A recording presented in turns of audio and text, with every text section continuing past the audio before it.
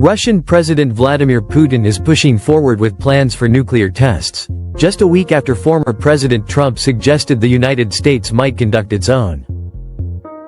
But Trump says there's another path.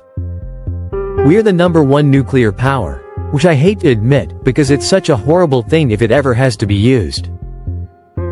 Russia is second, and China is a distant third, though they could catch up within 4 or 5 years.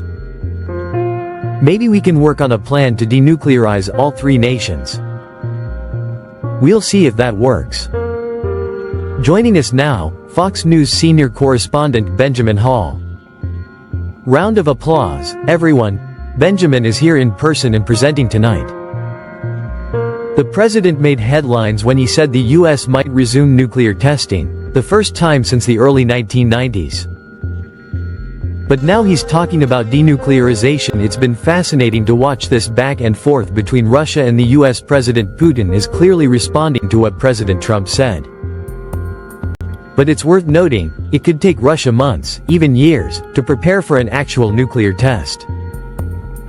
U.S. Energy Secretary Chris Wright told Fox on Sunday that America isn't planning to test explosives, just the systems around them.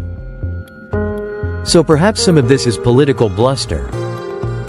Still, there are serious underlying concerns about global nuclear activity. In recent months, Russia has tested both a new nuclear missile and a nuclear-powered torpedo. The U.S. conducted a similar system test last week. And China continues to massively expand its nuclear facilities. The START Treaty, which limits how many weapons each country can have, expires in February, another major concern. So while there's some rhetoric, we're also seeing real movement at the nuclear level.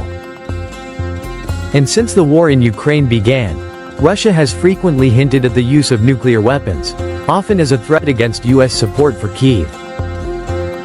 Maybe, but we shouldn't dismiss it too quickly. When a country like Russia feels cornered, especially under new sanctions, unpredictable things can happen. Imagine if we gave Ukraine long-range weapons like Tomahawks.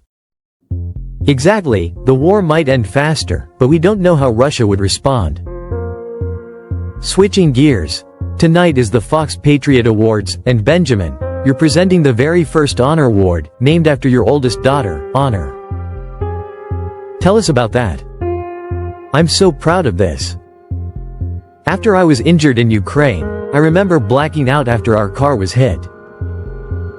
I had shrapnel in my face, and I was close to gone. But in that moment, I saw my daughter Anna. She was 6 years old, standing right in front of me, saying, "Daddy, you've got to get out of the car." That vision brought me back. I opened my eyes, felt the flames, and managed to pull myself out just before the third strike hit. I truly believe God sent her to me in that moment. She, and my other daughters, saved my life. So this award tonight honors that spirit, courage, resilience, and the people who lift us up when we're at our lowest. We won't spoil the surprise, but the winner is incredible. Everyone always says, "You look amazing for what you've been through. How are you feeling now? Any more surgeries?" Thank you. Honestly, I've never been better. I truly believe that when you go through something difficult, you come out stronger. And thanks to the incredible support I received, from Fox, from our viewers, and from so many others, I was able to heal.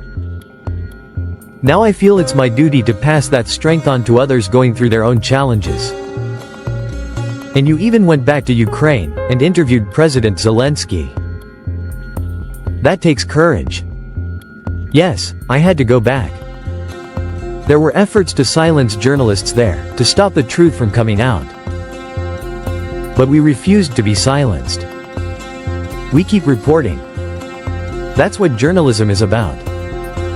And your daughter Anna still says, "I saved Daddy's life." She does, and she's absolutely right. Like the channel and subscribe.